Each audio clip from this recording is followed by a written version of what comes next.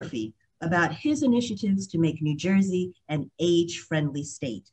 We also heard from Commissioner Judy Persicelli, Assemblyman Bramnick, Assemblyman Scher, Assemblywoman Reynolds-Jackson, Assemblywoman McKnight, and Senator Vitale on AARP priority issues. We thank them all. Now, before we get started today, I do want to share that we will be recording this call. We will be taking your questions live. So if you would like to ask a question of your legislator, please type it into the chat box to our Associate State Director labeled Katie Questions. The chat box will be limited to private messages to the host of the Zoom meeting. There may be reporters on the call, so it's possible you'll be quoted if you choose to share your comments or questions live. During the Zoom meeting, your microphone will be muted until you're invited to speak. We invite you to have your video on so everyone can see each other. If you're being asked to share a question live, you'll be prompted to click Host would like to unmute you. Please click the blue button to unmute yourself. In this hour and a half day at the Capitol, you'll hear from your New Jersey legislators on the issues that matter to you, your family, and all New Jerseyans. These issues include increasing property tax relief, lowering prescription drug prices, reforming long-term care facilities, making utilities affordable, and making New Jersey a place to live for people of all ages. Thank you to all the AARP members and New Jersey residents who are joining us today. We know that it's the voices of people like you that help protect the health and financial security that all New Jerseyans deserve. And now I'm going to turn the floor over to AARP New Jersey's Director of Advocacy, Ev Liebman. Ev will be moderating the rest of today's virtual day at the Capitol. Ev has spent her entire career advocating for New Jerseyans. She's been influential in ensuring long-term care residents and staff are protected, especially during the pandemic. She's a lead advocate fighting for your financial security, ensuring your utilities are affordable, and ensuring New Jerseyans can remain in their communities where they want to be. Recently, Ev served on the governor's Coronavirus Restart and Recovery Advisory Council's Healthcare Committee and Transportation and Infrastructure Committee. Ev, thank you so much for all you do, and thank you so much for being the moderator today. Thank you so much, Lavelle, and thank you for the wonderful job you do as our state president. And especially thank everyone who has joined us this morning, as well as the members who joined us yesterday. As you know, we're meeting at a critical time. The New Jersey Legislature must finalize the state's fiscal year 2022 budget by June 30th, just a couple weeks away. And you might ask, how does the budget come to be? Earlier this year, the governor proposed his spending plan to the state legislature. Over the last several months, your elected representatives have reviewed his proposal, holding numerous public and legislative hearings to examine the governor's proposal. Now, they all will accept, reject, or modify that proposal, sending their recommendations back to the governor. The governor then can accept, reject, and line item veto their recommendation. Again, it all has to be done by June 30th, and these budget talks are really heating up now, in fact, perhaps today. A budget represents so much more than dollars and cents, from taxes to our schools to access to healthcare and security and retirement. It impacts every aspect of our lives. Pre-pandemic, more than 1/3 of New Jersey households were struggling to make ends meet, and 10% of New Jersey households were living below the federal poverty level. The COVID-19 pandemic has exacerbated this problem, economically crushing millions of New Jersey families. Now more than ever, the state budget is vital to the interests of our members and all older New Jerseyans. New Jersey residents struggle with the nation's highest property taxes.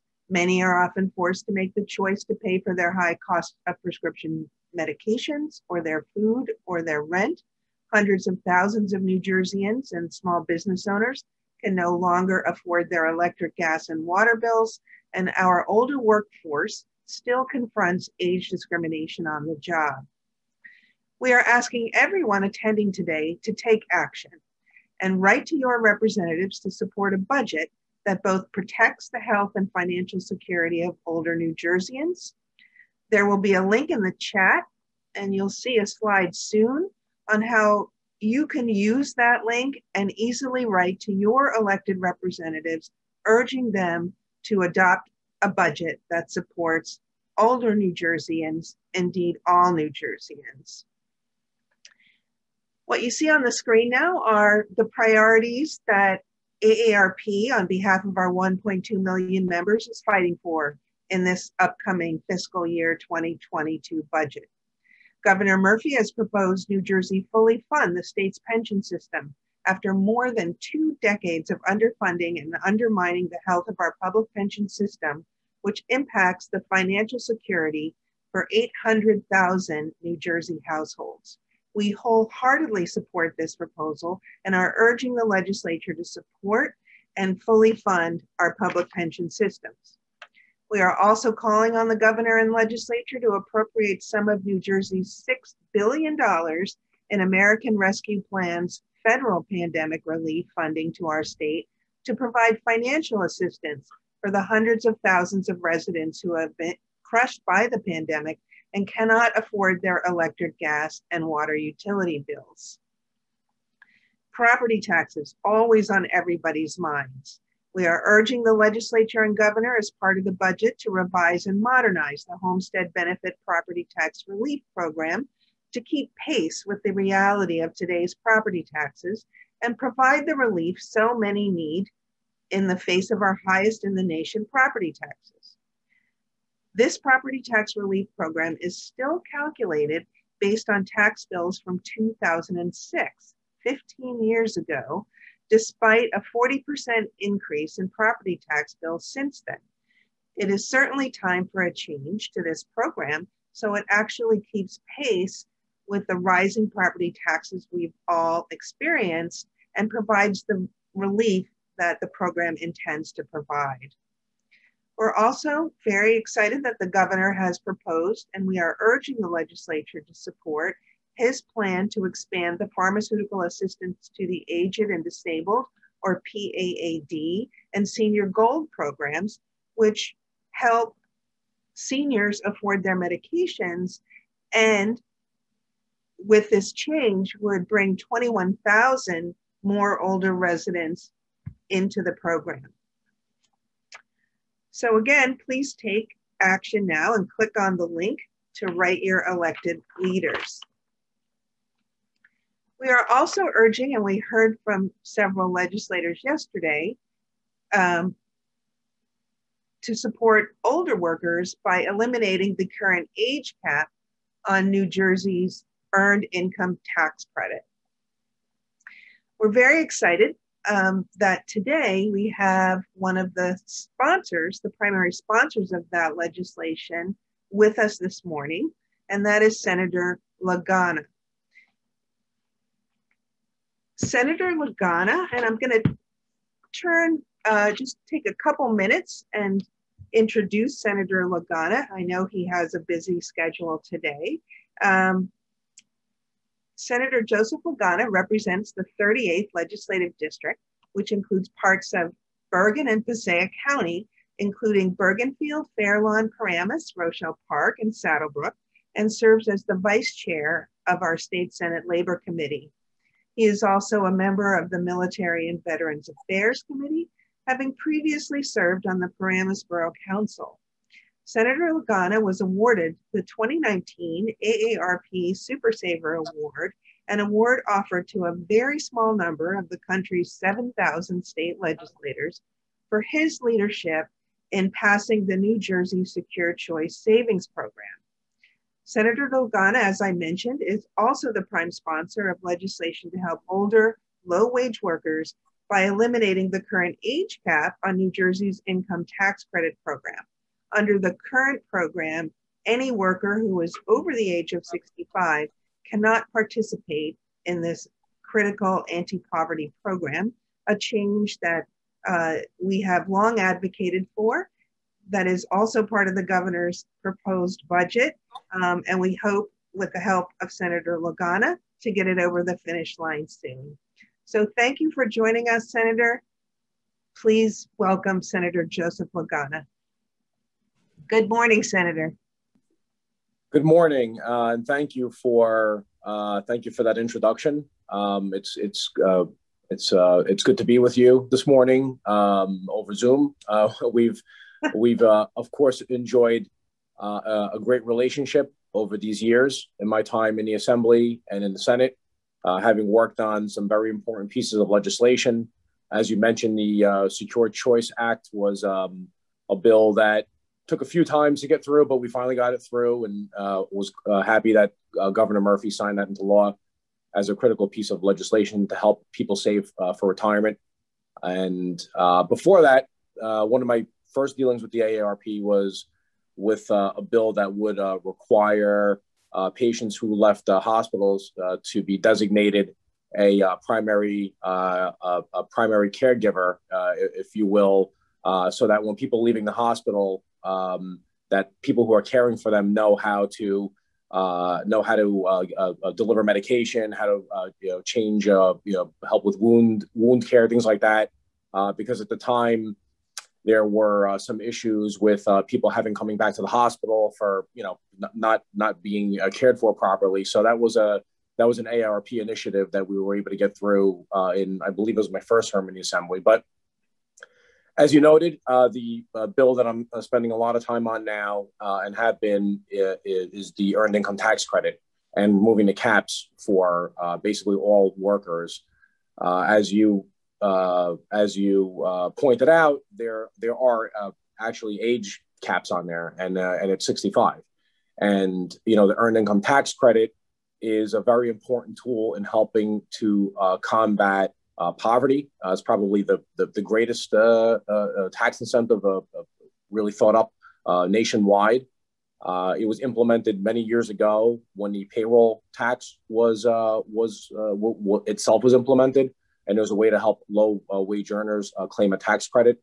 So it's very important that New Jersey stays with of course, with the federal model, but that we eliminate that cap, because more and more people now are working into their 60s. Times have changed. It's not like it was even 10 years ago. Certainly not like it was 20 or 30 years ago. People are working well into their 70s. I could tell you, as a practicing attorney, many of my colleagues are working well into their 80s. So it's certainly crucial for us to be able to get the support for this piece of legislation and get it passed. I'm very, very happy that Governor Murphy has made it a priority of his. It's certainly a priority of ours. I think that we have a great coalition of legislators that are backing this. I hope it's bipartisan. I think it is. This type of tax incentive usually is bipartisan, and it's really one of many tools that we can now offer people to help combat first of all, poverty, but also people working who, just as a matter of fairness, to be able to claim a tax credit that everyone else is able to claim. So, I'm hopeful that we can get this done in the next month. So. Well, that's thank you for your advocacy.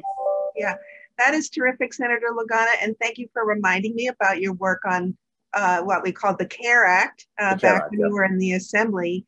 That very important legislation requires hospitals, as you say, to designate a family caregiver in the person's medical record, and also provide training to that caregiver when their loved one is discharged from the hospital.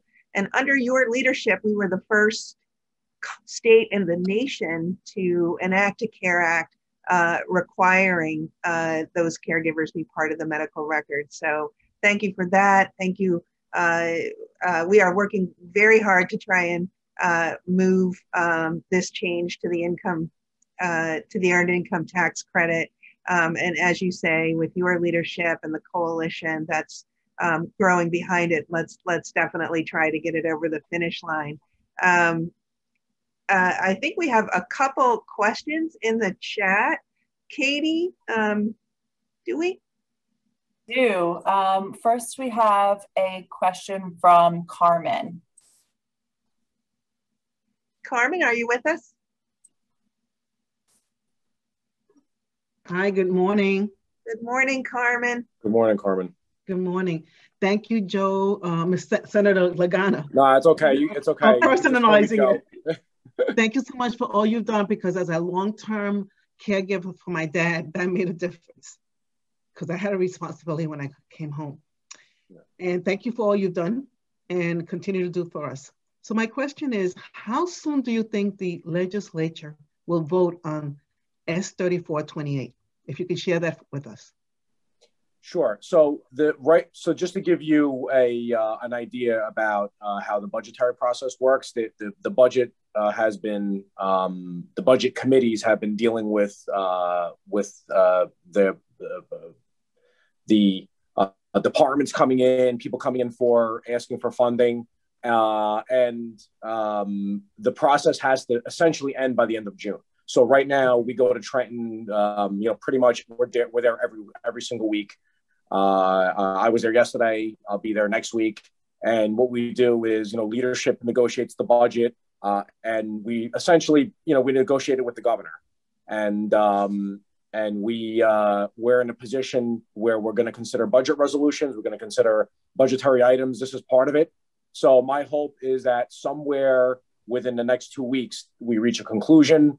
We send the budget to the governor, and then the governor signs it. So the governor has to sign it before July 1st. Otherwise, our Constitution requires the state to shut down if we don't reach an agreement. Now, because we all happen to be Democrats, it's probably not going to happen. So, we will agree. We'll agree on a budget, and the governor will sign it. And I think that there's wide range support to have this included in it. So I think, let's say, the short answer is 2 weeks. I sound like a plumber, right? 2 weeks. Yeah. So, yeah. Yeah, I've heard that before. Yeah. Carmen, thank you so much for that question. Senator Lagana, thank you so much for being with us this morning, just even for a few minutes. And let us know what we can do to help you get this important legislation over the finish line. I think close to 1,000 of our members have recently sent letters to their legislators urging support for removing the age cap. And we will be continuing to talk to your colleagues and the governor's office about how important this is. So thank you again for being with us this morning. And we're looking forward to seeing you in person sooner rather than later at our next day at the Capitol. So thank you so much, Senator. Thank you. And thank you everyone for participating. I have enjoyed a very strong relationship with the AARP. It seems like every 2 years we do something big. So, let's get this done, and we'll think of the next thing. But, we're not, we work on a multitude of issues. These are just happen to be the big ones. So I can, hope to continue to have this partnership with you. And, I'm always a phone call away. Anybody listening, whether you're in my district or not in my district, please feel free to contact me with any questions or any assistance that I may or my staff will be able to provide. So thank you, everyone, and have a great weekend. Thank you. Thank you so much. Thank you. Thank you. Thank you. Well, we got some good news there from Senator Lagana. Let's keep up the momentum and try to get this over the finish line. Next with us, we're so pleased to have Sarah Edelman, who serves as our acting commissioner at the New Jersey Department of Human Services. The department's programs serve 1 in 3 New Jersey children and 1 in 5 adults with a budget of approximately $20 billion in state and federal funds. She joined the department in 2018, initially serving as deputy commissioner, where she oversaw the divisions of developmental disabilities, Division of Aging Services, and Division of Medical Assistance and Health Services, which includes Medicaid.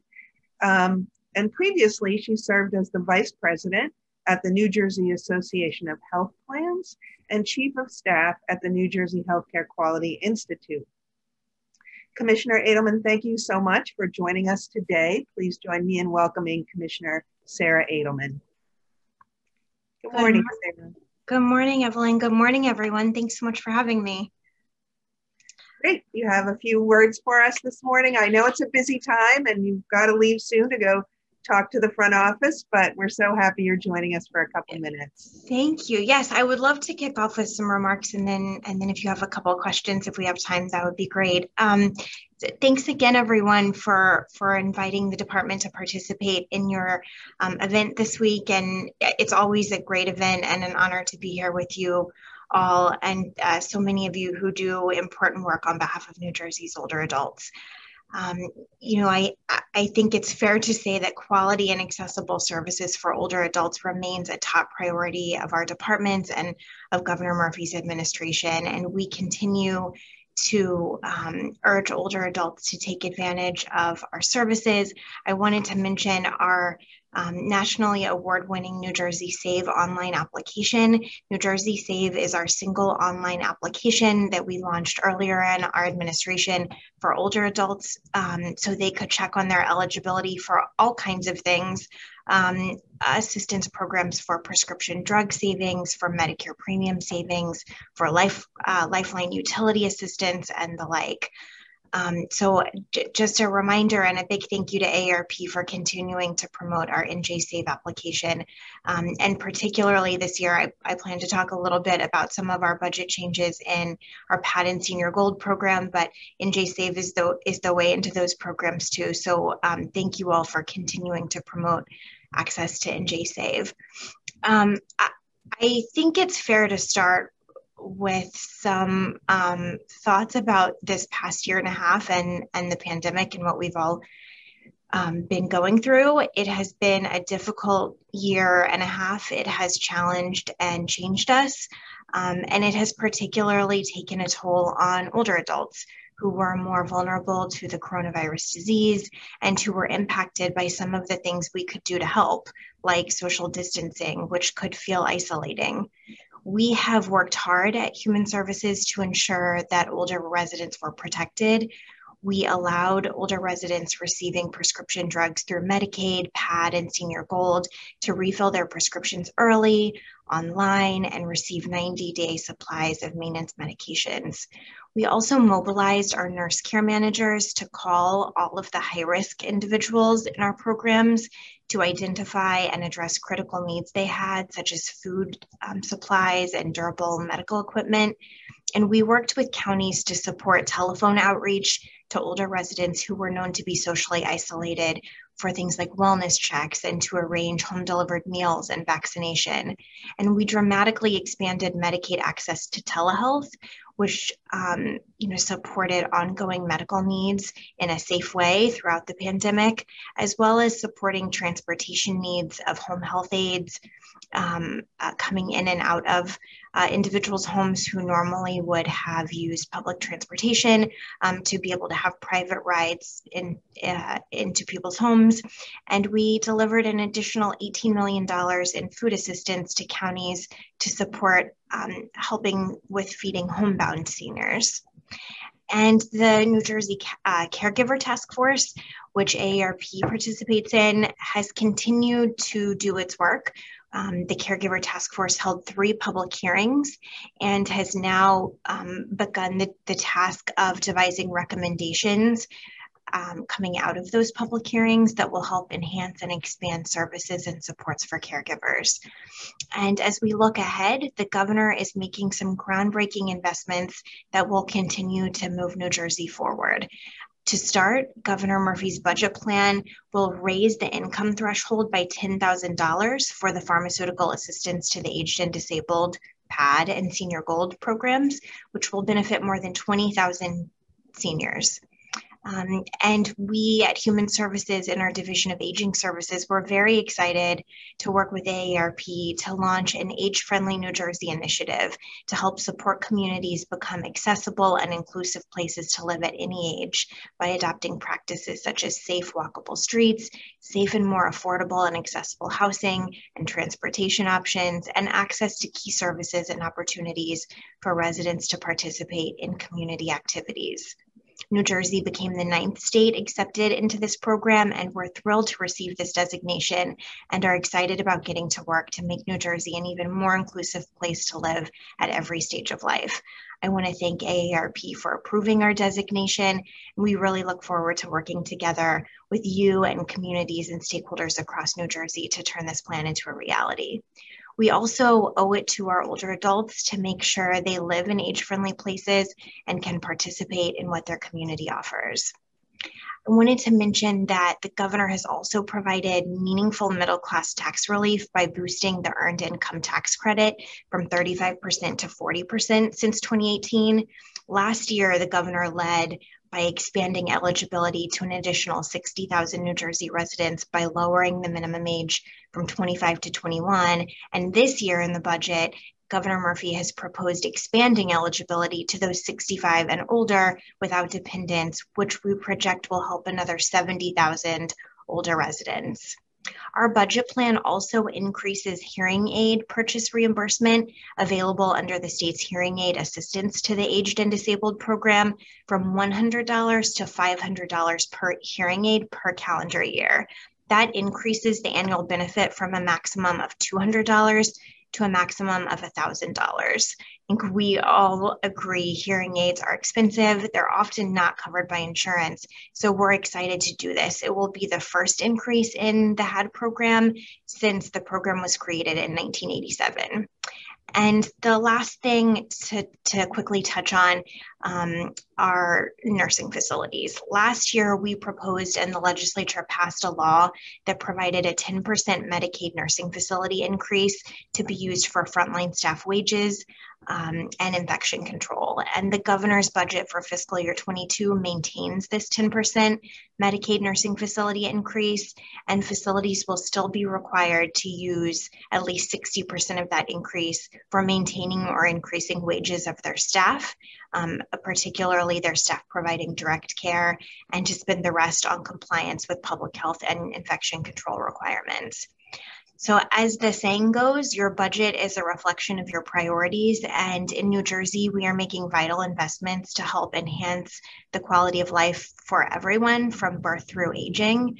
And I'm really proud of the things that our department will get to work on with the AARP and the older adults in the upcoming year in the budget. So thanks again for inviting me to join you to say a few words this morning. And I think we may have time for one question. Okay, great. Thank you so much for joining us, Commissioner. And thank you so much for all that you have been doing. We are advocating for the governor's budget, particularly around those initiatives that you outlined. I know also the department is set to receive an infusion of federal dollars to expand home and community-based services. And just wanted to ask you, your thoughts in the minute or so we have left, kind of big picture on how do you see us transforming our state's long-term care system? Yeah, that's such a great question. It is an unusual time to have so much money coming into states. I think one of the challenges is that it's one-time funding for a couple of years, and that creates some challenges for states for how we sustain that when the funding runs out, and not creating cliffs for ourselves that we can't fill with state dollars. So that's one thing in particular that we're working with our federal partners to better understand in terms of long-term sustainability of these cash infusions. But I think, you're right. One of the things that came through the AARP was that we will be getting some additional enhanced Medicaid dollars for every $1 we spend on home and community-based services between this past April and next April. We're getting about 11% on average more Medicaid match every month for those services, and that extra money that we get in can be spent over the next 3 years.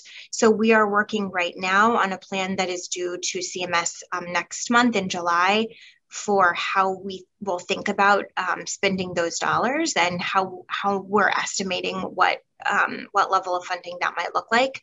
I think in terms of how we use that to invest in long-term care, I guess I'm thinking about particularly in home and community-based services. I think we all know that the senior community says that their preference is to age in place, that it's important that we have institutions in New Jersey if people need it, and it's a choice for individuals to go there, but most folks would prefer to remain in the community in their homes with supports for as long as possible.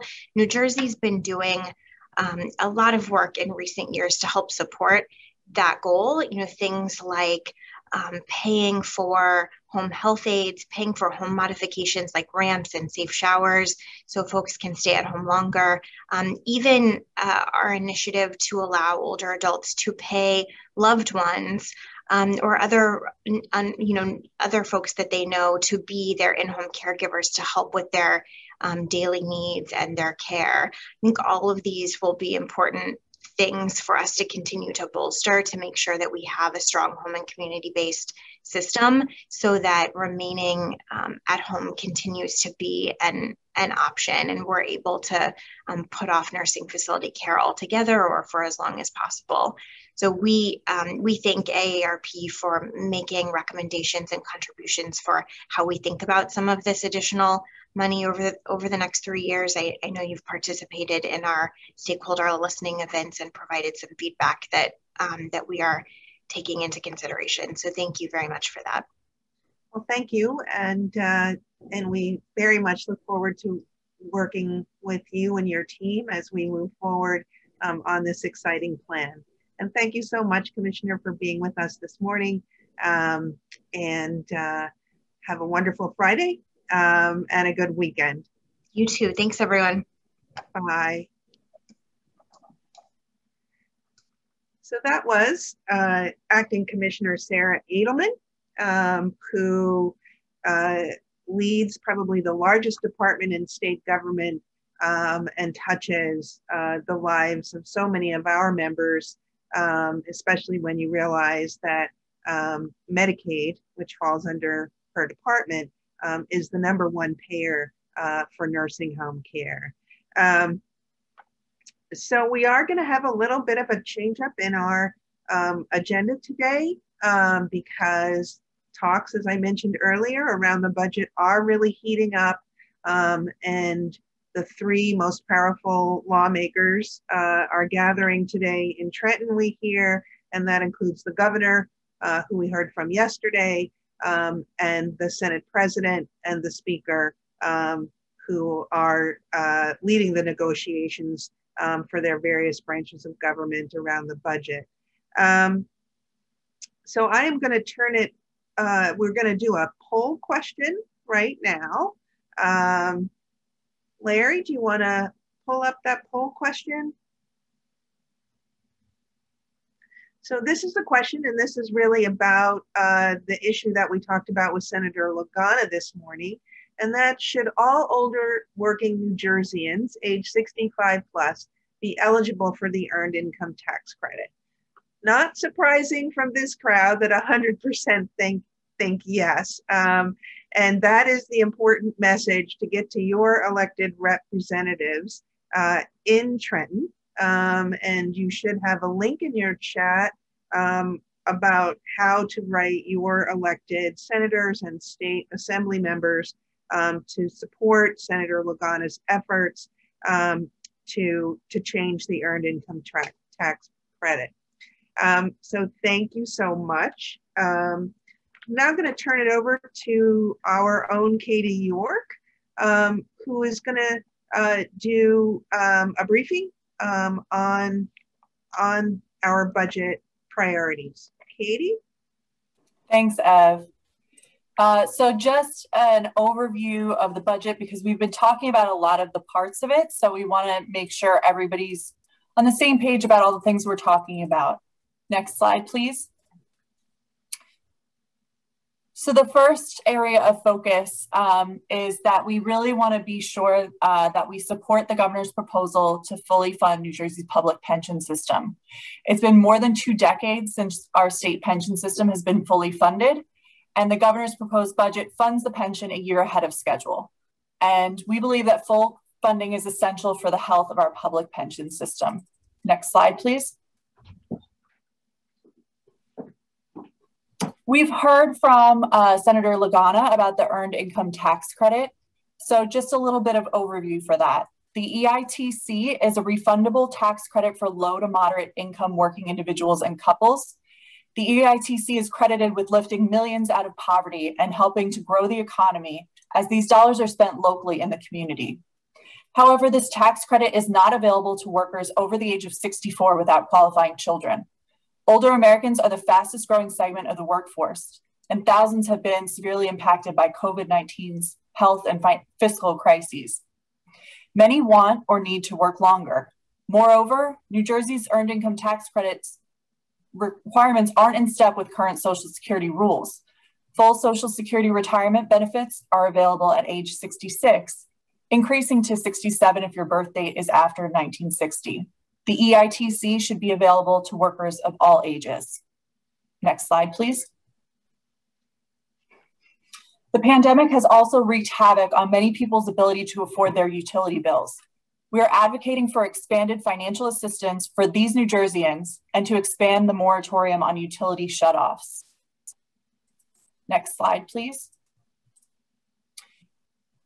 New Jerseyans struggle every day to afford the highest property taxes in the nation. And now, due to the crushing financial situation caused by the pandemic, property tax relief is needed more than ever in order to remain in our homes. The Homestead Benefit Program has provided much needed property tax relief for hundreds of thousands of older homeowners who want to stay in their homes and communities where they've worked and raised their families.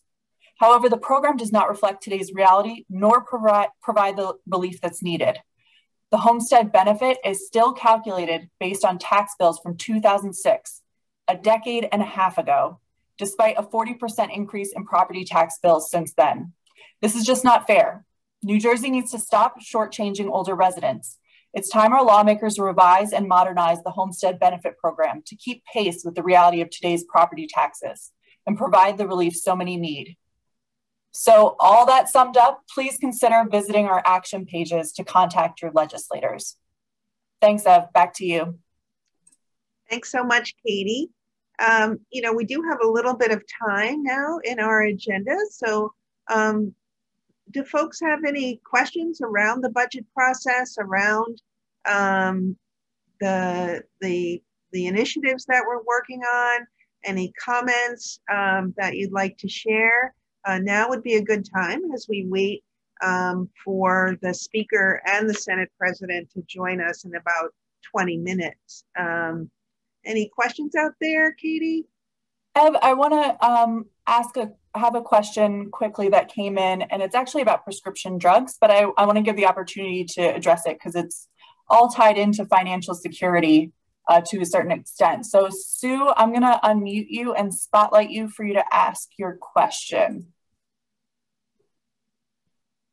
Okay. Hi, can you hear me?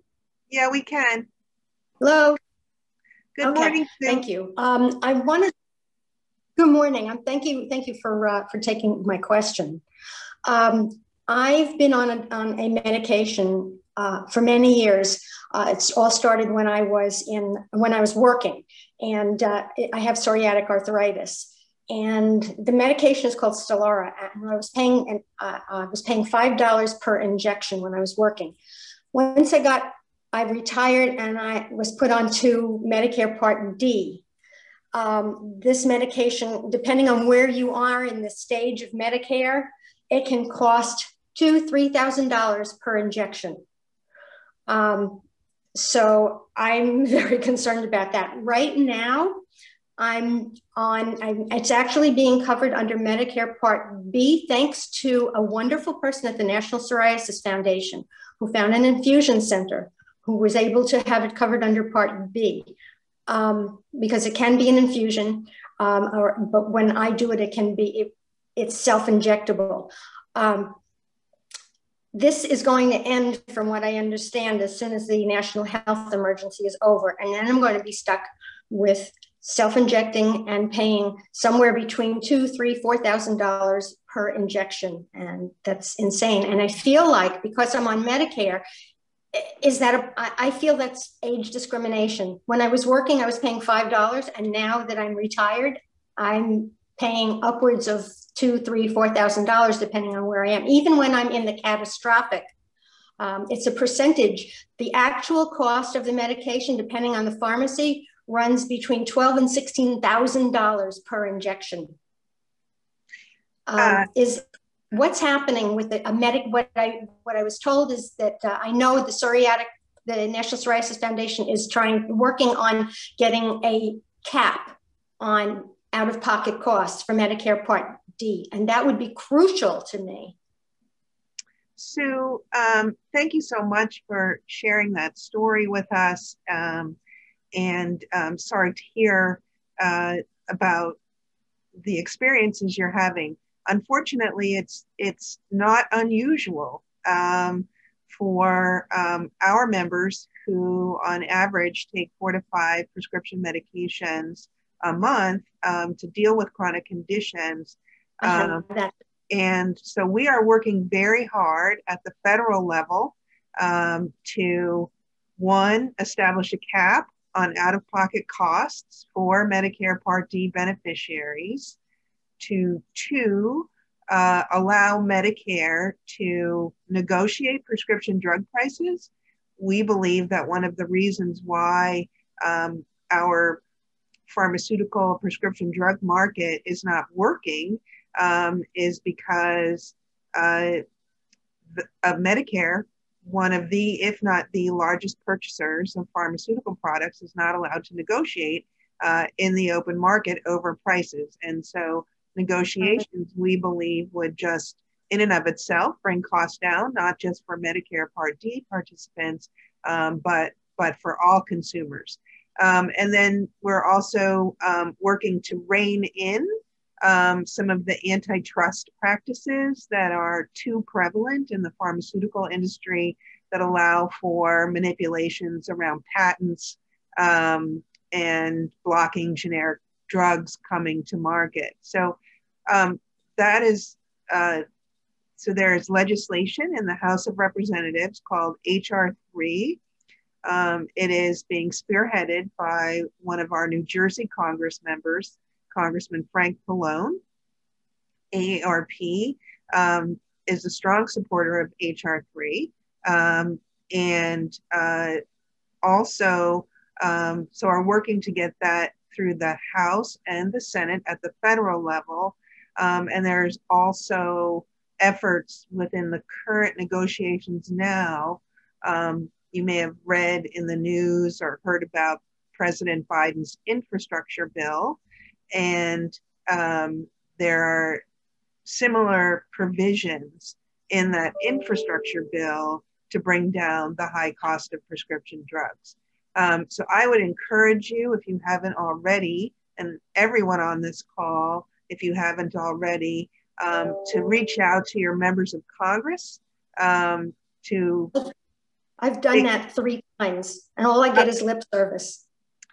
Well, you know, again, I'm proud to say that Congressman Pallone from here in New Jersey is working very hard on this. We are feeling maybe more optimistic than in previous years that we have a good shot, you know, of moving these so important policy changes through Congress and onto the president's desk over the next couple of months. But it's going to take AARP and our 38 million members across the country and so many other organizations to participate in this fight, because the pharmaceutical industry is pushing back hard, as you can imagine, and they are also a very powerful lobby. But we are a powerful lobby too, and our members vote. And so, so I just urge you to keep up the fight, continue to call, continue to write, your representatives, Senator Menendez, Senator Booker as well, which I'm sure you've already done.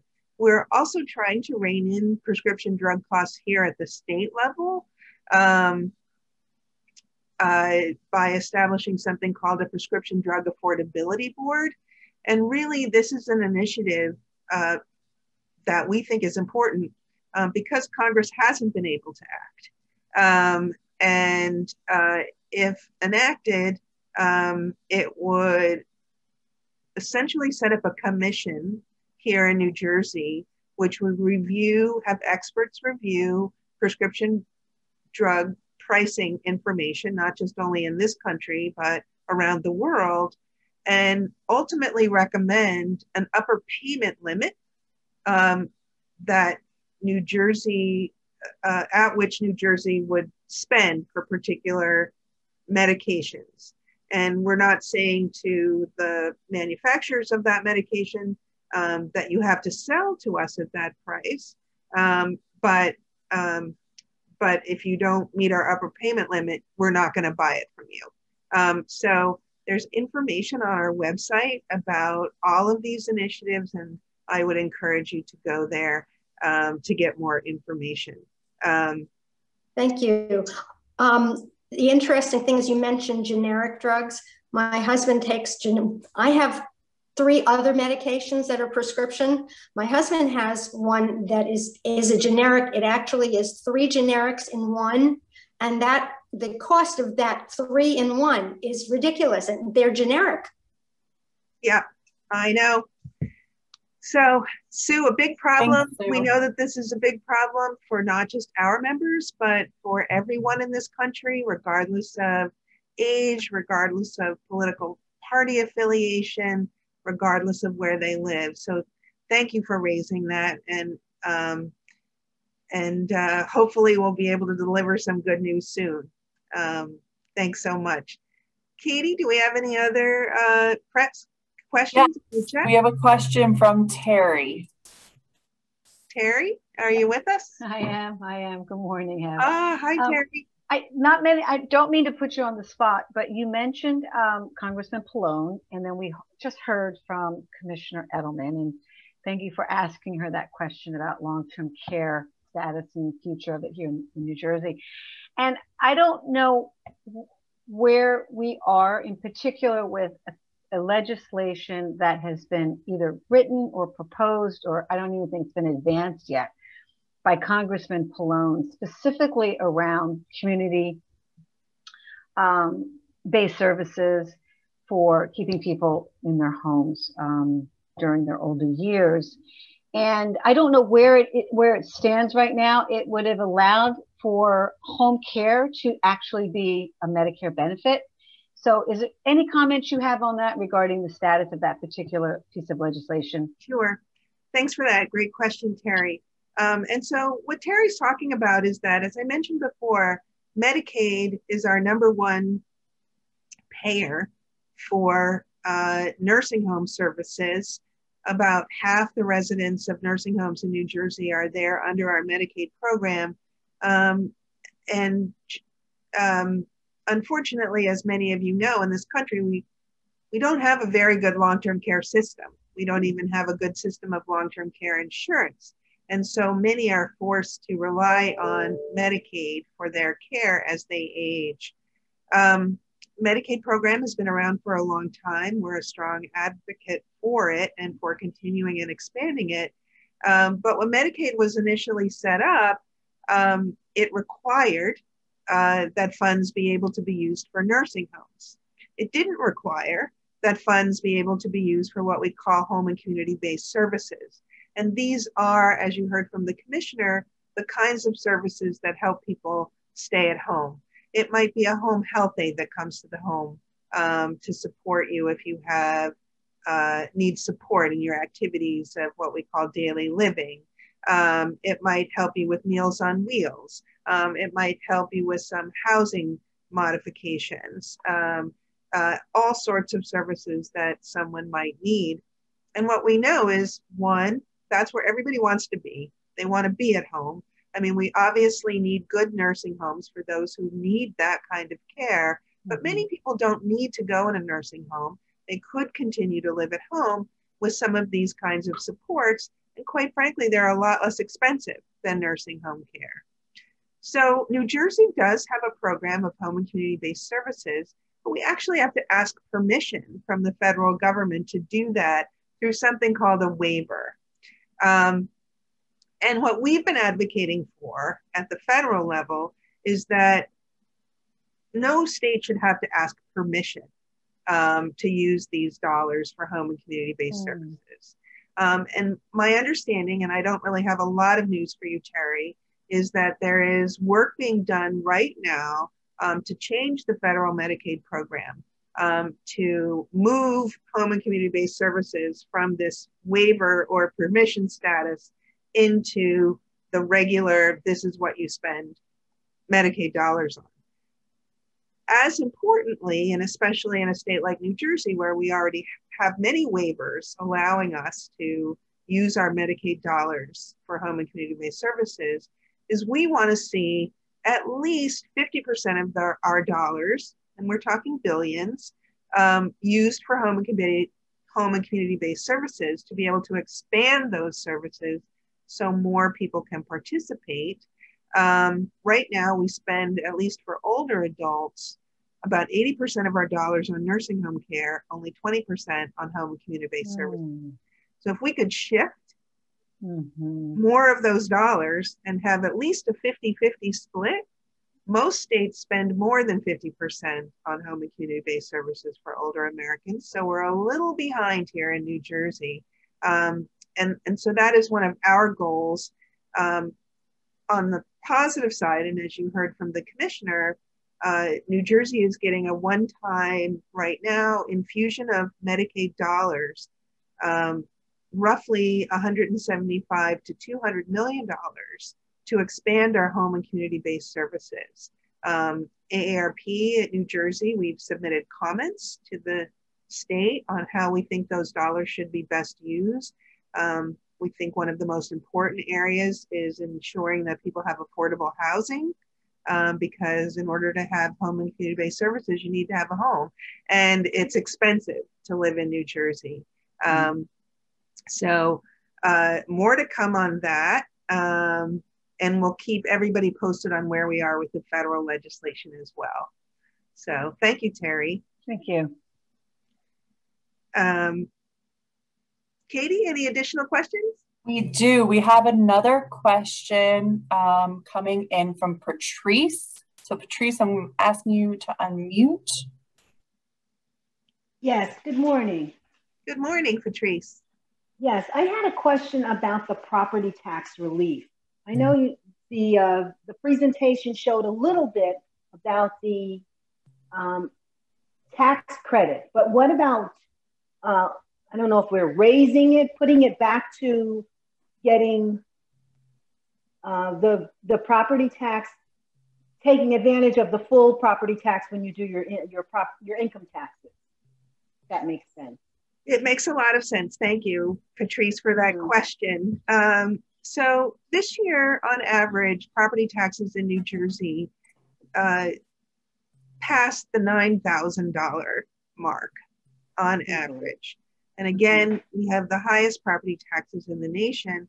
And, you know, for many older residents, property taxes have become a huge barrier in allowing someone to continue to live in their home. You know, what happens with property taxes is, you know, you may have bought your home when you were younger. Maybe you're retired now, but bought it when you were working and your income was rising. Often, so as people retire, it's also not unusual that their income is lower. And so as property taxes rise for older residents, especially those who are retired, it becomes a bigger and bigger burden. So it's a huge problem in New Jersey. There's a lot of reasons why we have the highest in the nation property taxes. I won't go into all of them now, but the way New Jersey has tried to provide some relief to residents is through various property tax relief programs.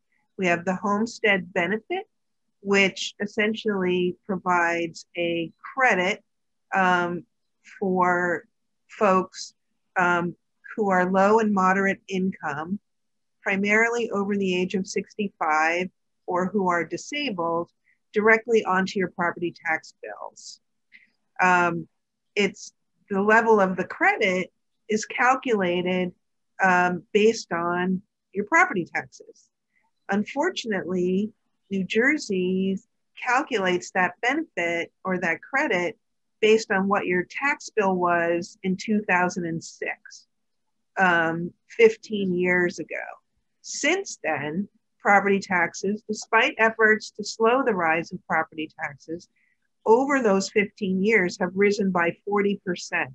So the actual credit is not keeping pace even with the increases of property taxes year over year. About 500,000 residents take advantage of the property tax relief program, the Homestead Benefit. And so we have been working with members of the legislature, specifically Senator Singleton and Assemblywoman Murphy in the 8th Legislative District, which is in Burlington County, to make recommendations that this year's budget change that calculation to ensure that the credit is based on the most current tax year for the program. We're not sure exactly how much additional relief that would be, but we think on average it would be between $160 and $200 more a year, which for folks on a limited fixed income is a lot. If you look in the chat, you'll see a link for more information on the Homestead Benefit. The other big property tax relief program that we always work on is called the Senior Freeze. And this allows residents who have been in their home for a certain number of years and who have reached the age of, I believe it's 65, to actually have your taxes frozen at the time that your application is approved. So if you've been on the Senior Freeze since 2006, those are the taxes that you're going to pay. One of our concerns with the Senior Freeze program, though, was it was supposed to adjust the income eligibility level every year to keep pace with inflation. And that had been stuck for a number of years as a way to kind of keep the cost of the program lower. Last year, or I should say 2 years ago, working with the legislature, we were able to unfreeze the Senior Freeze. And now the income eligibility levels are now rising with inflation so that more people can participate in that program. So a lot more needs to be done. We know this is a #1 issue for our members and indeed so many New Jerseyans. Thank you for your question. We'll keep working on it with your help. Thanks so much, Patrice. Thank you.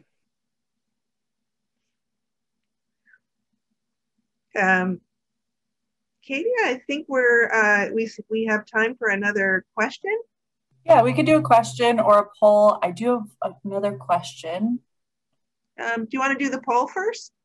Yeah, what about the property tax poll, since we were just talking about it?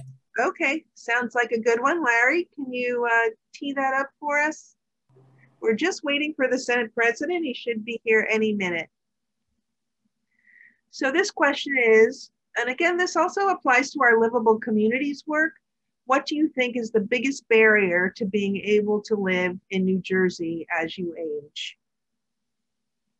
We have property taxes, affordable housing, which are kind of connected, transportation, healthcare, and other. So, not surprisingly,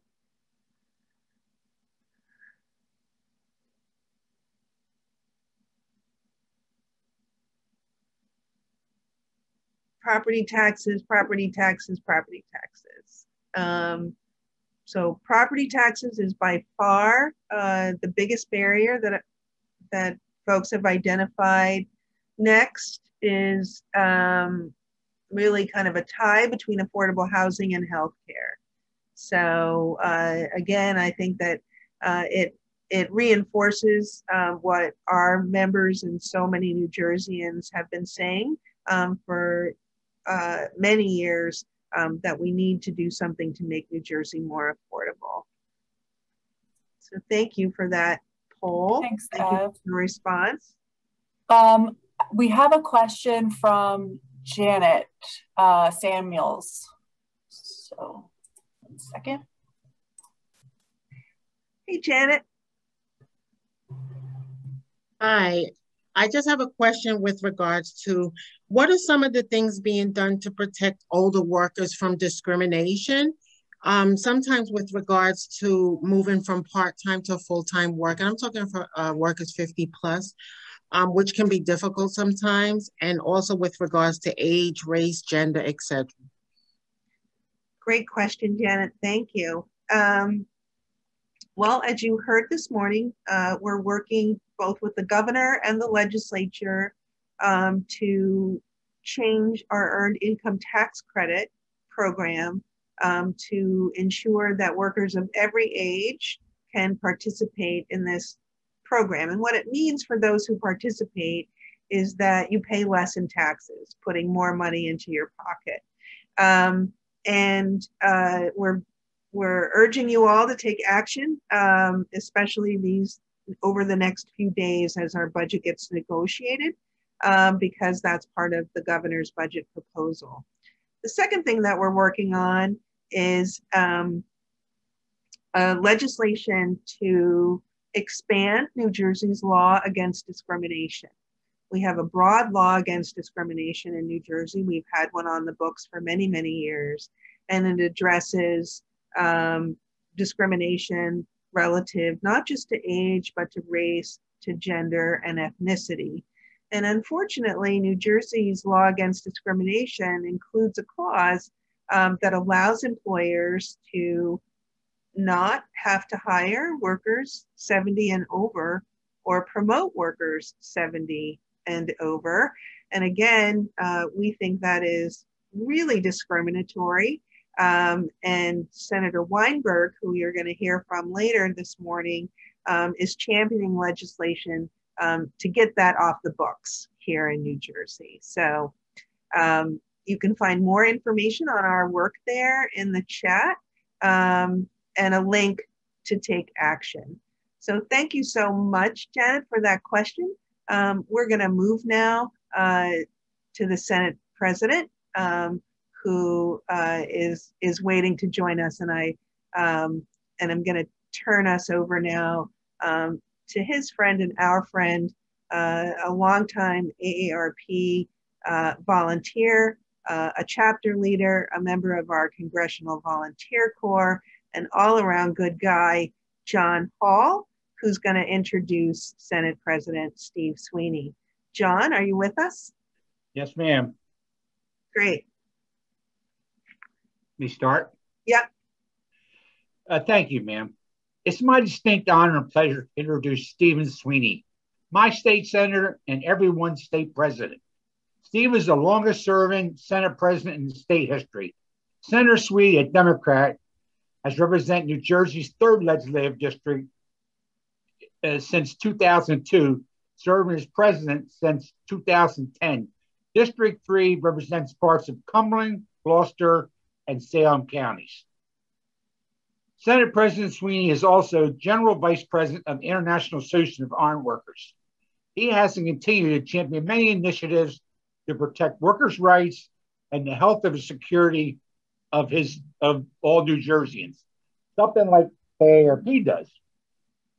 Steve Sweeney entered public service after his daughter, who was born with Down syndrome, horrified at the manner in which individuals with disabilities were treated. He vowed to make a difference in not just his daughter's life, but also in the lives of his community. He first started out in Gloucester County as a freeholder there.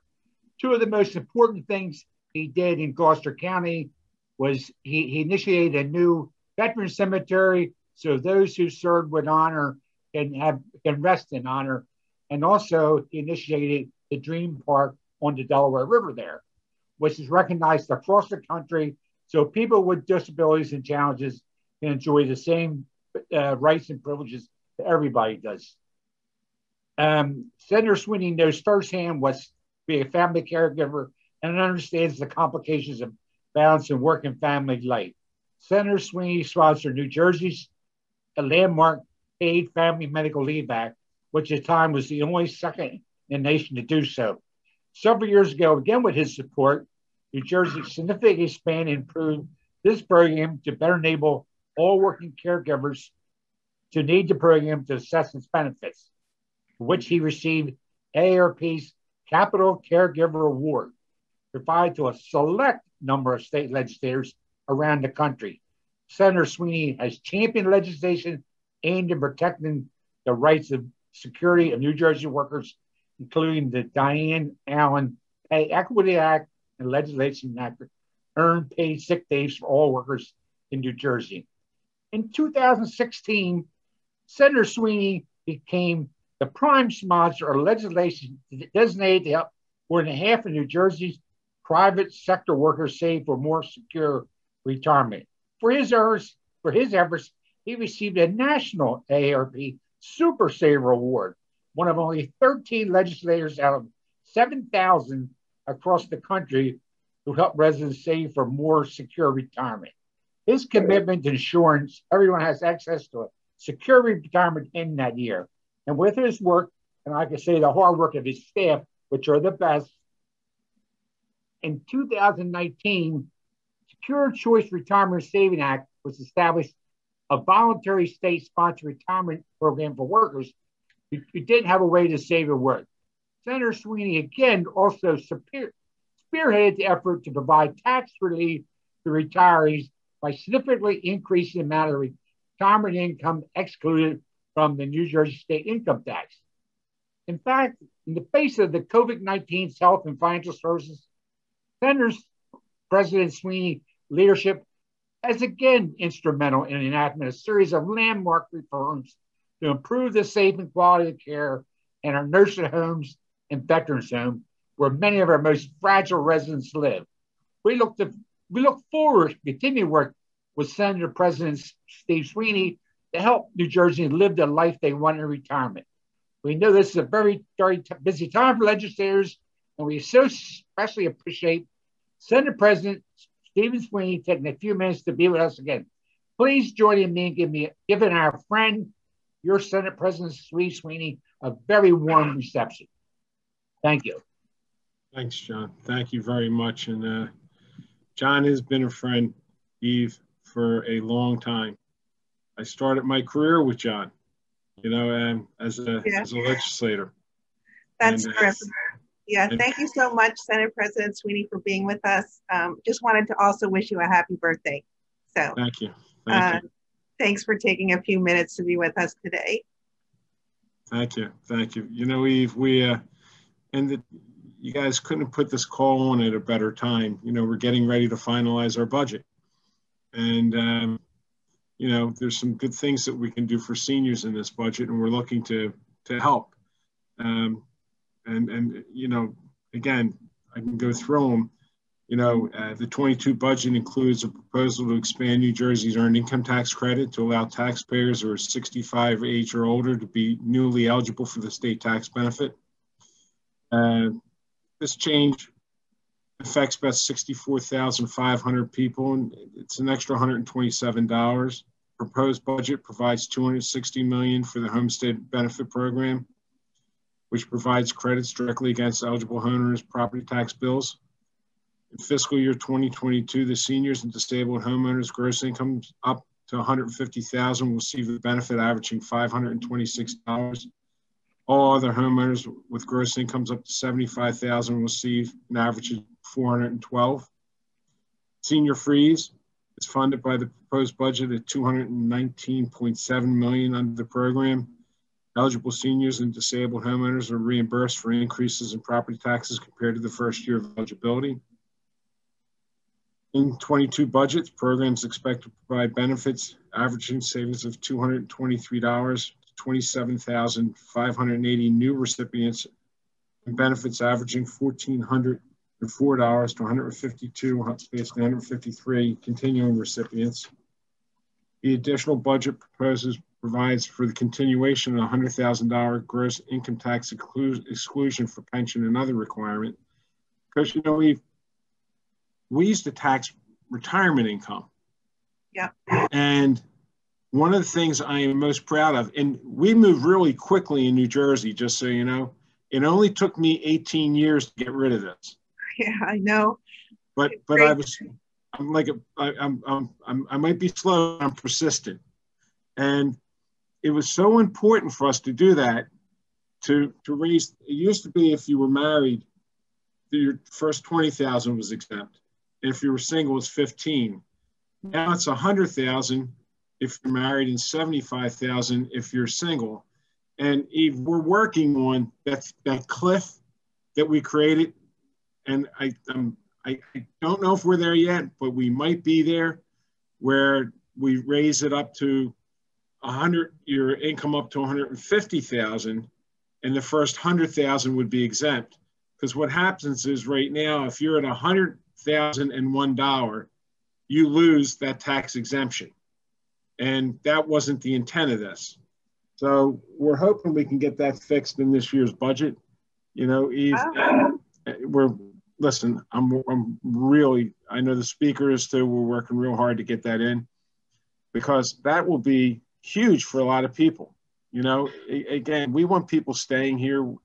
We know it's tough to leave. I mean, it's tough to live in New Jersey. We know that. It's expensive. And anything and everything we can do to help you save a few more bucks, keep it in your pockets.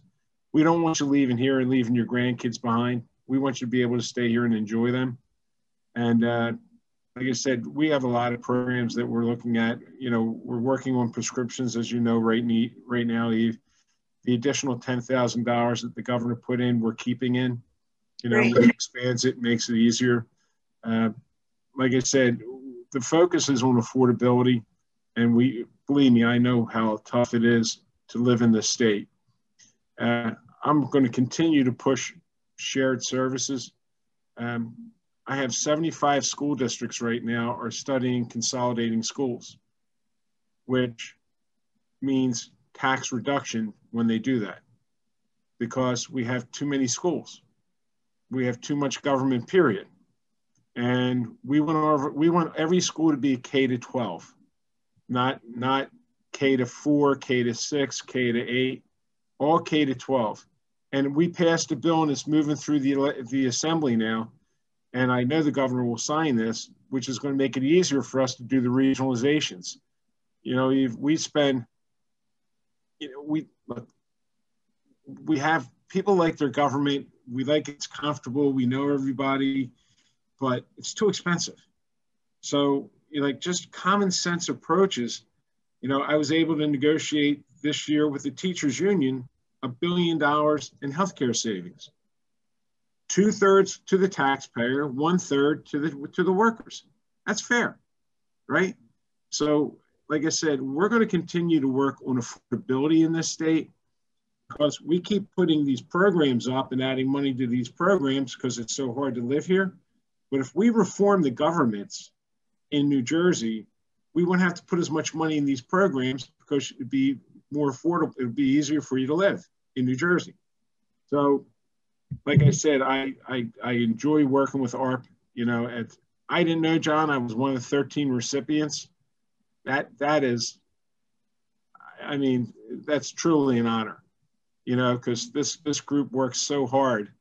You know, I know the work that you do, Eve, and you know, you got a great advocate with Eve. She is very much on the ball in getting in our ears and advancing issues that are important to our senior community. And I just got 1 year closer, so. You know, but I can answer some questions if you want to. I don't want to. I could manipulate the time by talking, but I don't want to do that to you. Okay. Well, we definitely have lots of questions, and you know, again, we can't thank you so much.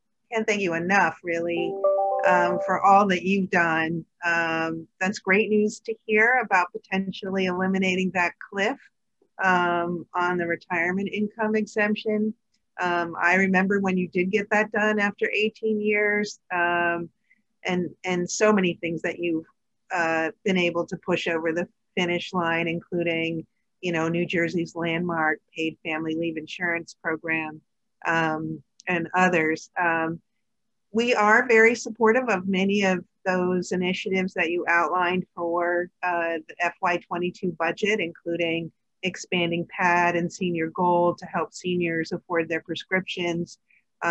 We've been working, we're glad to see the governor propose eliminating the age cap in the earned income tax credit. You know, older workers are the fastest growing group of workers in New Jersey and in this country, and especially after COVID, or not quite over COVID, but hopefully there soon. Many workers are just going to have to work longer, and that's such an important anti-poverty program. We know that you're, you know, kind of in the throe of negotiations now, and just wondering whether or not there's going to be any movement on expanding, possibly expanding the Homestead Benefit Program, which is kind of stuck at calculating the benefit based on 2006 tax bills. But also, you know, like you, New Jersey, we're wondering how we're going to spend the $6 billion in federal relief money. And, you know, we think some chunk of that needs to go to help the hundreds of thousands of folks who haven't been able to afford their utility bills, including many small businesses, by the way. And just wondering if you can share with us any information about how you see that process going, where those dollars might go, and anything on property tax relief. Well, I think, and again, we're not finished, Dee, so it's never done until it's done, but I think you're going to see an improvement in the Homestead Rebate. I know the Speaker and I both want to do that, get it closer to real time. We're not going to get to 2021, obviously, in 1 year, but we want to get closer to real time. And we're working on that right now. So I think that if I was a betting man, I was going to say you're going to see a positive outcome on that. With the federal money, we just got to be smart about it. You know, we don't want to, you know, there's so much federal money in New Jersey now. Towns, schools, counties, everyone got millions and millions of dollars. And I just don't want to see it wasted. You know, so, you know, we have things we need to fix, Eve. You know, water infrastructure. I'll give you one that I'm pushing. Okay. And just because it's an economic issue. Our boardwalks. Our boardwalks are in a lot of trouble right now. And like Wildwood doesn't have the money to fix their boardwalks. So creating a grant fund where the towns have to put so much money into it too, but for not new boardwalks or expansions of these things, but where we're generating a lot of revenue, we can't, you know, we can't lose the opportunity to fix things that need to be fixed. You know, water infrastructure is a big issue. Like I said, we are focused. We'll probably, over the summer, get together with the administration and figure out where this money is going to go. We have 3 years to spend it, but the faster we spend it, the more it helps the economy. You know, the more dollars you get into the economy, the more jobs that are created. So we want to leverage this, maximize these dollars, but we really want them we don't want to build a new park per se. Like, you know, we want the towns to fix the problems they have. HVAC systems, you know, that's what they said when the pandemic hit, that we have a problem, you know, because the HVAC systems carry the disease. Well, you can fix those things. And we're going to create a grant program for that, for small businesses, Eve, for small businesses and schools, because we want our kids back in schools next year. And we want to give businesses, small businesses are the backbone. We all say that, but it's the truth. So we have to help them. We're going to come out with a rental assistance bill, because, you know, we have so many people facing eviction right now. Yes.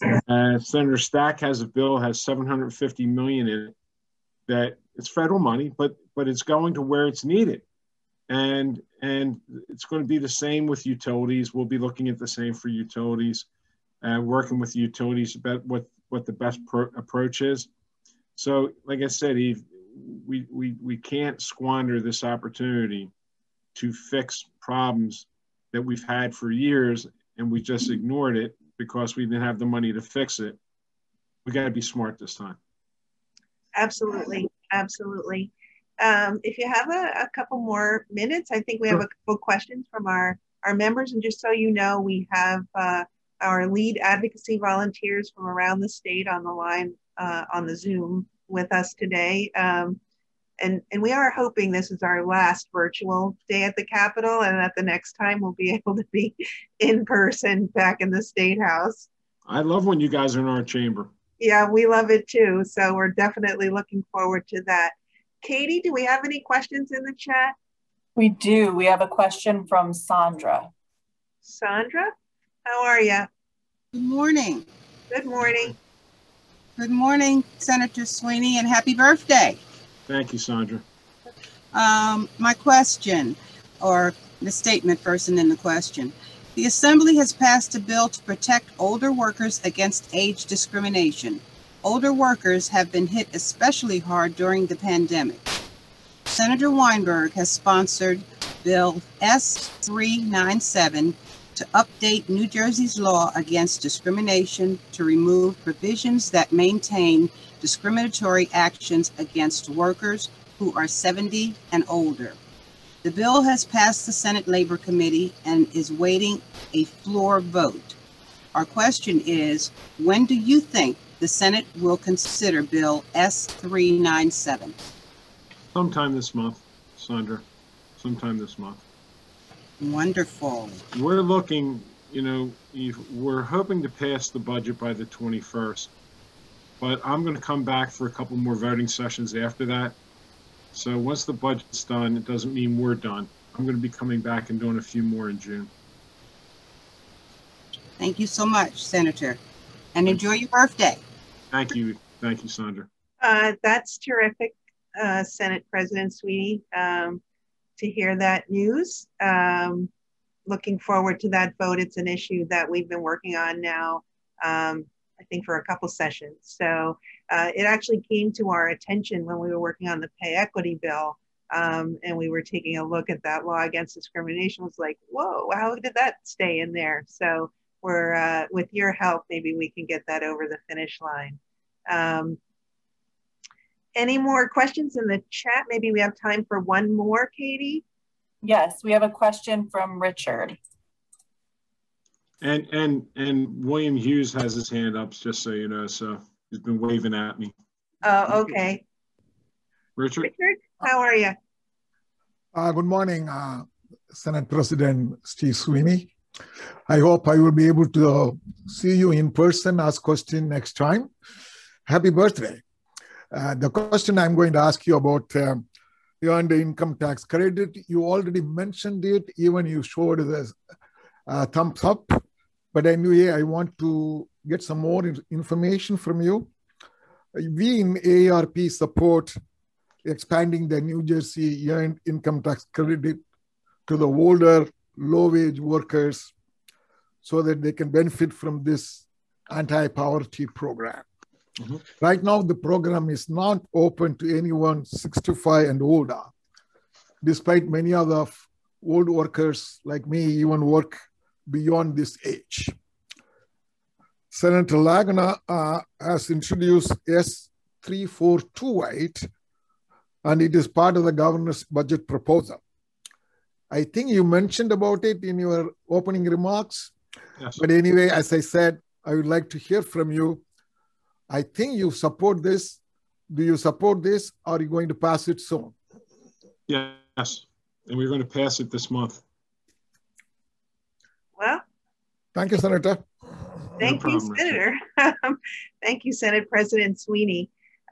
We know that it's a very busy morning for you. As you say, you're right in the throes of the negotiations. And we have your colleague and counterpart from the Assembly waiting to give us. Okay, I don't want to. I'm getting along with him. I don't want to block. Yeah, exactly. That's what I thought. He's my friend. So thank you so much for making time for us this morning. Thank you again for all you do. Let us know if you need us for any help over the next couple of weeks and beyond. And we look forward to continuing our work together. Thank you so much. Thank you, Eve. Thank you. So as you heard from Senate President Sweeney, we just got some very good news this morning.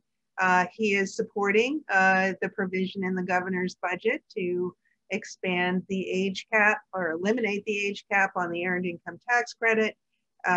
He said if he was a betting man, we might see some increases in the homestead credit and eliminating the current cliff on exempting retirement income from our state income tax program definitely directly leads to more dollars in retiree pockets. So stay tuned for hopefully some more good news. But we now, as I mentioned, are turning to the Assembly side of the House. And I'm going to turn to another one of our volunteers extraordinaire, Michelle Murphy from Middlesex County and the Speaker's District to introduce New Jersey Assembly Speaker Craig Coughlin. Michelle, are you on? There you are. I'm on and I'm ready. Thank you very much. Good morning, everybody. I am very proud to announce and introduce the New Jersey General Assembly Speaker, Craig Coughlin, who's also my very own Assemblyman. We know it's a very busy time for him. As you see, he's a little bit, he's busy working on our budget. And it's the final weeks of the budget session. So we are honored that he's been able to take a few minutes from his busy morning to join us. Assembly Speaker Craig Coughlin is a Democrat and has represented New Jersey's 19th Legislative District, covering parts of Carteret, Perth Amboy, Sayreville, South Amboy, and Woodbridge in the General Assembly since 2010. Assemblyman Coughlin was sworn in as Speaker on January 9th, 2018. He's also a member of the Legislative Services Commission. Speaker Coughlin has championed numerous AARP legislative priorities, including the law protecting consumers from surprise medical bills, for which he was a primary sponsor, authorizing healthcare providers to use telemedicine and telehealth, for which he received AARP's Capital Caregiver Award, presented to a very small group of state legislators around the country for their leadership supporting family caregivers. Senator Coughlin's leadership was instrumental in the passage of the Diane B. Allen Equal Pay Act and championing numerous initiatives to combat hunger. Speaker Coughlin consistently has our members' backs, indeed all New Jerseyans, as a leader championing property tax relief for New Jersey residents. Speaker Coughlin was also instrumental in securing passage of the New Jersey Secure Choice Savings Program. The Speaker was a co-sponsor of this legislation, which will help 1.7 million New Jersey private sector workers save for a more secure retirement. This past year, and in the face of COVID-19's devastating impact on our nursing and veteran homes, the Speaker's leadership was crucial in securing the enactment of laws reforming New Jersey's long-term care system and creating safer and better quality care for our most vulnerable loved ones. We look forward to continuing our work with Speaker Coughlin to help New Jerseyans live the life they want, where they want, and how they want. Please join me in giving our Assembly Speaker a warm round of applause. Good morning, Mr. Speaker. Oh, you're on mute. There you go. There I am. Okay. Thank you very much. And I am so sorry to be so late. Michelle, thank you so much for that very kind introduction. It was awfully thoughtful of you to include everything I ever did that was good and leave out all the bad stuff. But it is nice to be with everyone, and I am so sorry that I was late. I was on budget things. It's just a busy time of the year as we work through the budget process. I do have to give a special shout out to two new friends, Cheryl Blackwell and Carmen Falcon. I saw them when I was voting. Shamelessly will tell you that I voted for myself on Tuesday, but I saw them, they were working the polls. So I told them I'd say hello. So hello, nice to see you guys. And nice to see all of you. It's always good to be together. I look forward to the time when we're back in person together. And I think that will be soon. I think we all are encouraged and enthusiastic about the future and the normalcy that seems to be creeping back as more and more people get vaccinated and less and less people suffer from the terrible impact of the COVID-19. But right now, Trenton is largely, if not exclusively, about the budget. And so we have a remarkable set of circumstances in that we have more money than we ever thought we would have. And it's interesting that that brings with it its own set of challenges. Oftentimes we've had some debates over where we're going to get money from, where we always have debates over where we're going to spend it. This time we still have those debates over we're going to spend it. And the expectations for folks is high. That projects that had never been able to be funded or not. But I think what we really have to do is focus on the fact that this is probably once in a lifetime, certainly my lifetime. And congratulations to our congressional delegation, because they also brought home the bacon in terms of the money from the federal government. But our own receipts have been good. So I think we have the opportunity to do some things that are really going to be transformative, some big projects, things that will address some of the real challenges that New Jersey faces. And if we don't do that over the next 3 years, so we have 3 years to spend the federal money, then I think we won't have succeeded. Well, we also need, though, to stick up for the things that are really important for the people who are here and the people who struggle to get through the COVID-19 pandemic. Too many people in New Jersey lost their jobs. Over 2 million claims in unemployment. Businesses many businesses, small businesses particularly, had to close down because they weren't able to have be able to pay their employees. So we got to get people back to work. We got to get businesses open, but we got to do big and important things. But underpinning that all is the things that I think that your organization has become the standard bearer for, the things that really matter for people who are on this call, senior citizens, things like the Homestead Rebate, which we're fully funding this year and looking to perhaps make a change to increase because we can fiddle with the base year. The Senior Freeze program, which is a very popular and important program. We increased the eligibility, the money, the income level, I should say, last time around. And I think that's we continue to find those things and find ways to be supportive of AARP and its members and your initiatives. We still have other challenges. And so we've made it one of our priorities to increase income eligibility for PAAD and senior gold prescription plans, because we recognize what an impact that drug prices have on senior citizens. And we're going to continue to work to try to make those prescriptions more affordable for lower income seniors and stick up for the most vulnerable. And we've we have done things in terms of helping to encourage people to get into the personal care field, because those folks who do such great and important work caring for the people that we love the most have been grossly underpaid. And so we're working to find ways to be more supportive of them. And we know that the 1.5 million senior citizens in this state have been among the most hard hit by the pandemic. And so we're going to continue to find ways to be supportive of that. We're ultimately committed to upholding our age-friendly designation. I think that's critically important that we do. I'm going to look forward to working with the leadership of this outstanding organization, who have such a clear and strong voice for you. And I look forward to finding ways to do more and better things, and to understand what's really at the heart of seniors, because it runs a broad spectrum. Because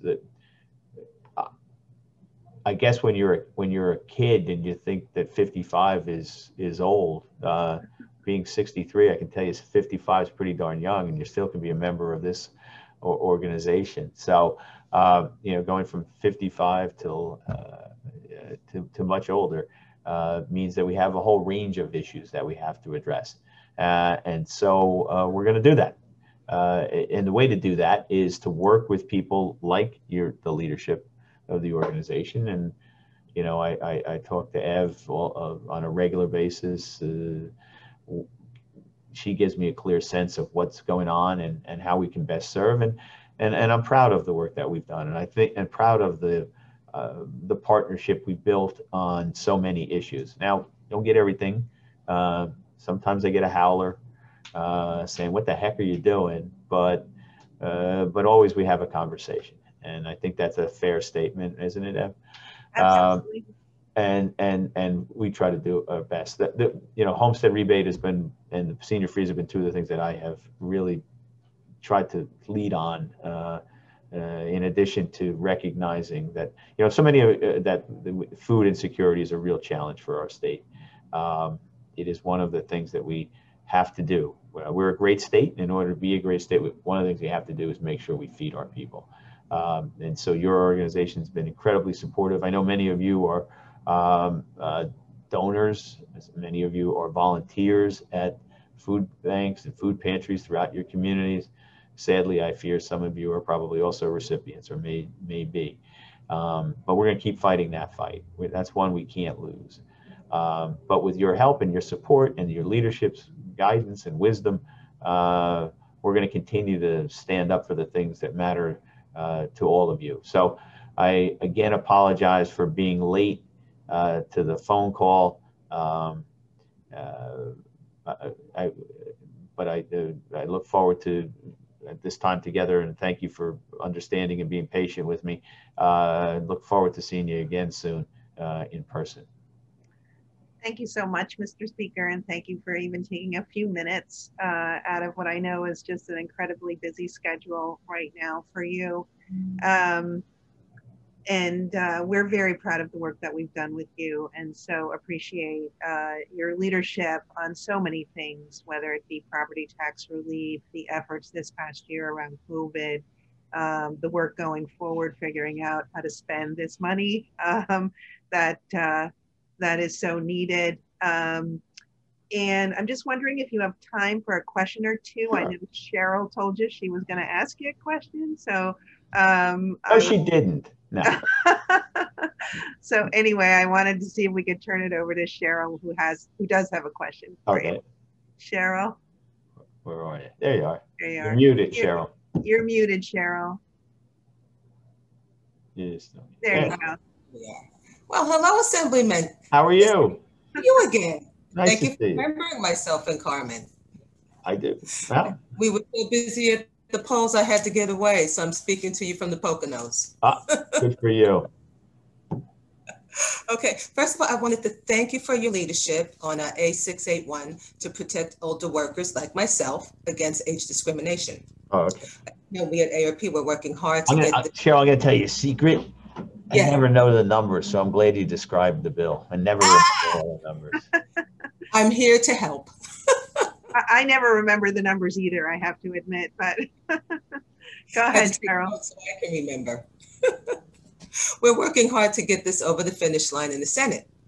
And we're also working to support older workers by expanding New Jersey's earned income tax credit so that older folks, like many of us, low-wage workers 65 and older, can take advantage of this anti-poverty program. The governor has made this part of his budget proposal, and legislation has been introduced. My question to you is, can you share your thoughts on this important effort?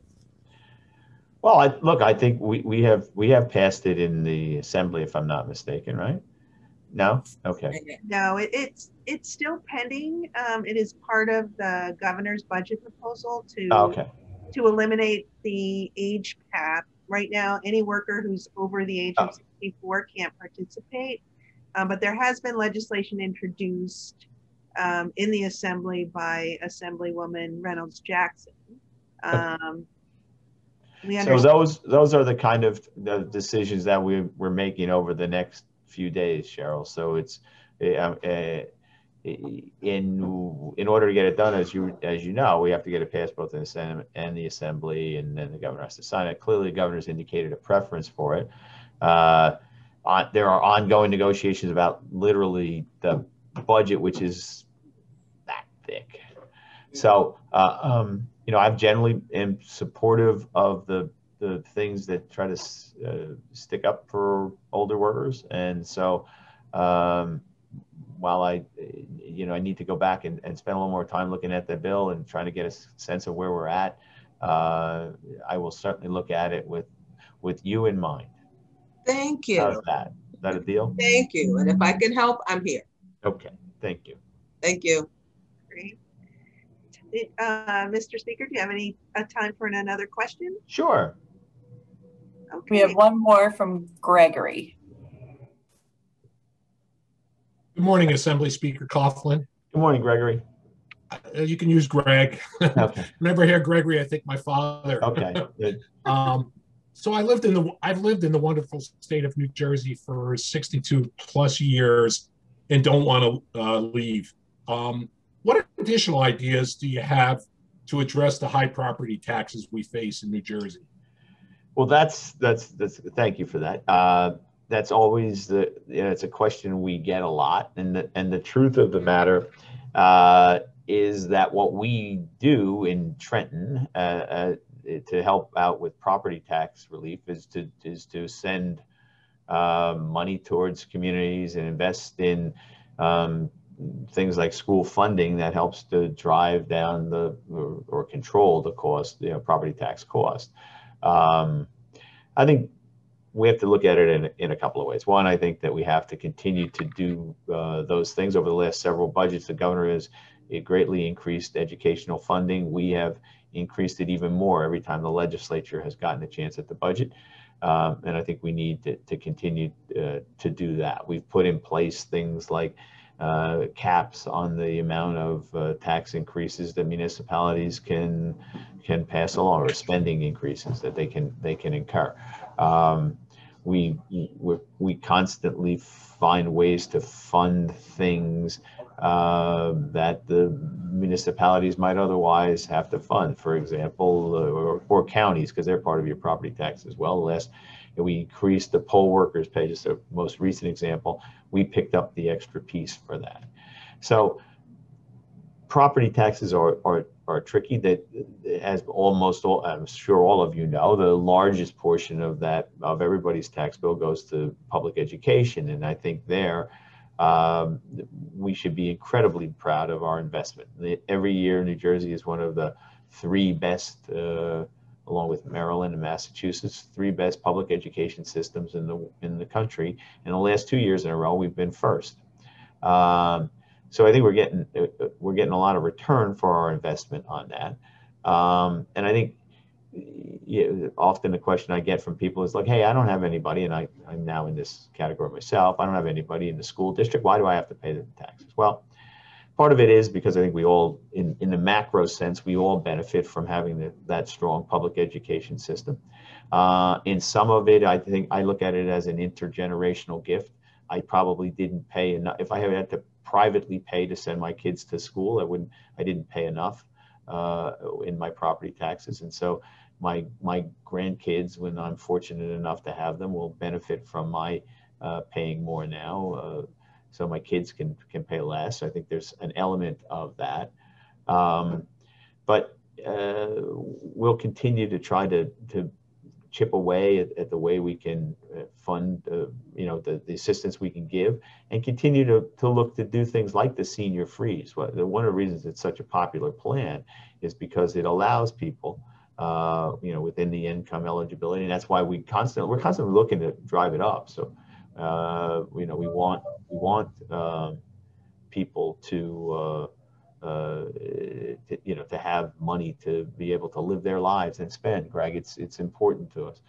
So we look for that. One of the things you know, we did pass a bill.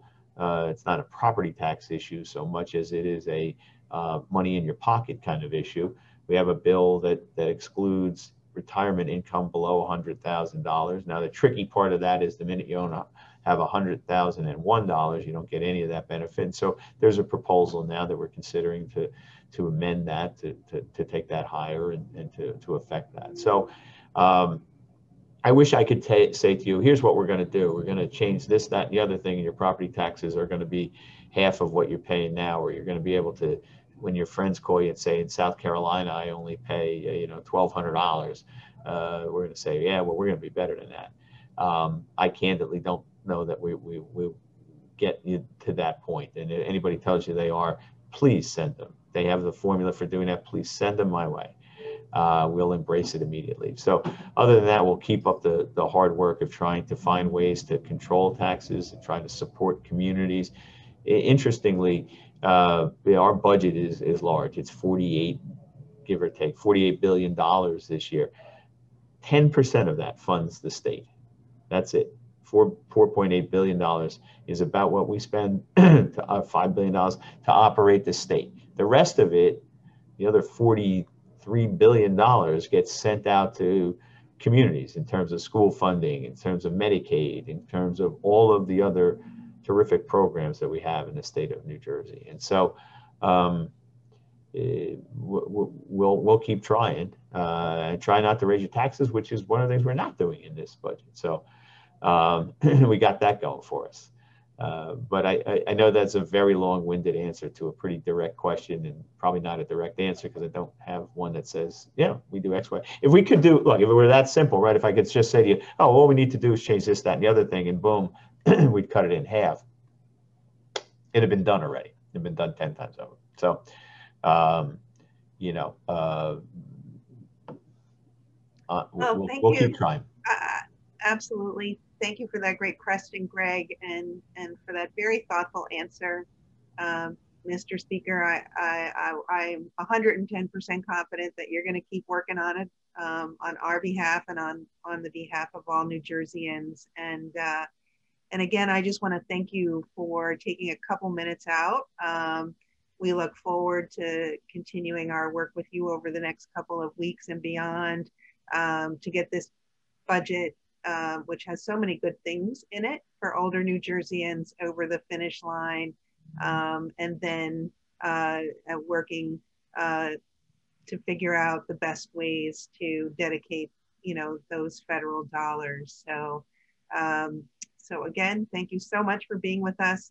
Let us know if there's anything we can do to help. And we too look forward to seeing you in person at our next day at the Capitol. Well, thanks everybody. Have a wonderful summer. Thank you for jumping on. Thanks for letting me have a couple minutes of your time. And Ev, I'll talk to you soon. Thank you. Bye, everybody. Thanks. Bye. Well, this was kind of from a legislative perspective, an action-packed morning.